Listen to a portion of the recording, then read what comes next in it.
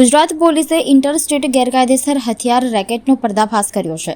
DGP વિકાસ સહાયના માર્ગદર્શન હેઠળ સ્ટેટ મોનિટરિંગ સેલે હરિયાણા, મધ્યપ્રદેશ અને રાજસ્થાનમાંથી ગુજરાતમાં હથિયાર સપ્લાય કરતી ગેંગને નવસારી પાસે ઝડપવામાં સફળતા મેળવી છે। એસએમસી ટીમને માહિતી મળતા બિલીમોરા પાસે નાકાબંધી કરી 4 શખ્સોને પકડી પાડ્યા। આ દરમિયાન આરોપીએ પોલીસ પર ફાયરિંગ કર્યું, પરંતુ કોઈને ઈજા થઈ નહીં। બાદમાં પોલીસના જવાબી ફાયરમાં એક આરોપીને પગમાં ગોળી વાગી।